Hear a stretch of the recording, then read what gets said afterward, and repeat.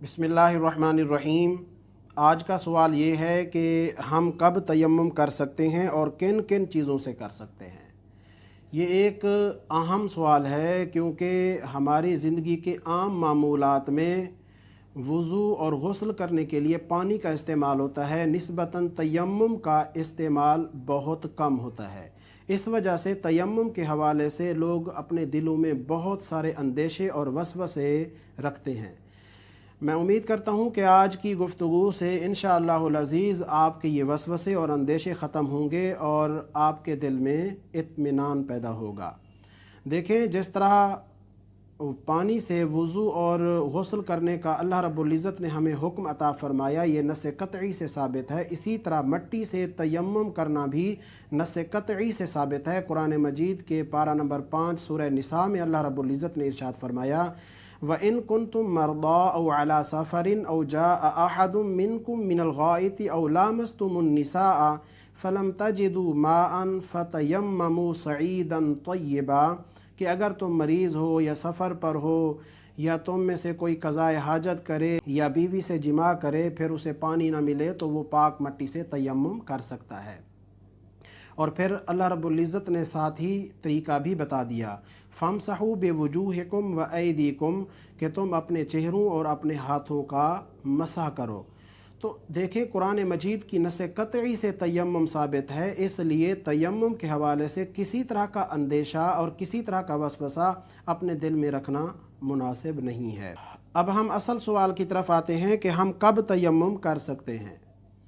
देखें, अगर आप मरीज़ हैं और आपको ये गालिब गुमान है या तजर्बे से ये बात आपके लिए साबित है कि आपका मर्ज़ पानी के इस्तेमाल से बढ़ जाएगा, तो आप वज़ू या गुस्ल के लिए तयम्मुम कर सकते हैं। या आपको माहिर डॉक्टर कहता है कि आप पानी इस्तेमाल करेंगे तो आपका मर्ज़ बढ़ जाएगा, तो इस सूरत में भी आप तयम्मुम कर सकते हैं।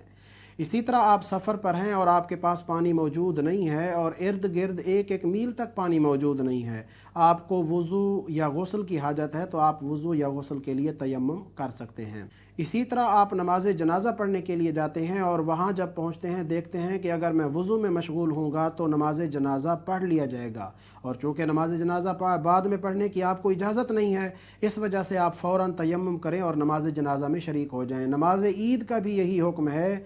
इसी तरह सुन्नतों का भी यही हुक्म है कि आपको ये अगर ख़तरा महसूस हो कि मैं अगर वज़ू में मशगूल हूँगा तो सुन्नतों का वक्त ख़त्म हो जाएगा, आप फ़ौरन तयम्मुम करके सुन्नतें अदा कर सकते हैं।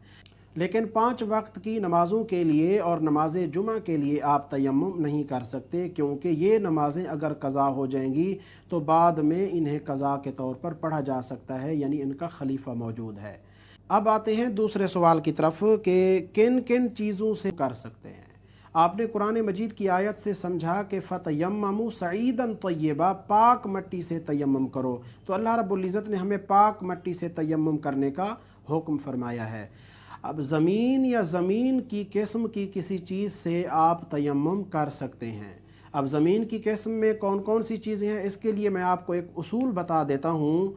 आप अगर वो उसूल ज़हन नशीन कर लें तो आपके लिए ये पहचानना आसान हो जाएगा कि ये चीज़ ज़मीन की किस्म से है या नहीं है। उसूल ये है कि जो चीज़ जलाने से जल के राख ना हो, ना ही वो पिघले और ना ही वो नरम हो, तो वो चीज़ ज़मीन की जिन्स से होगी। मसलन पत्थर है, गंधक है, रेत है, चूना है, ये सारी चीज़ें ज़मीन की किस्म से हैं। अच्छा, यहाँ पर एक फ़ायदे के लिए आपको और बात भी बता दूँ, डायरेक्ट ज़मीन पर पत्थर पर हाथ मारने की भी ज़रूरत नहीं है।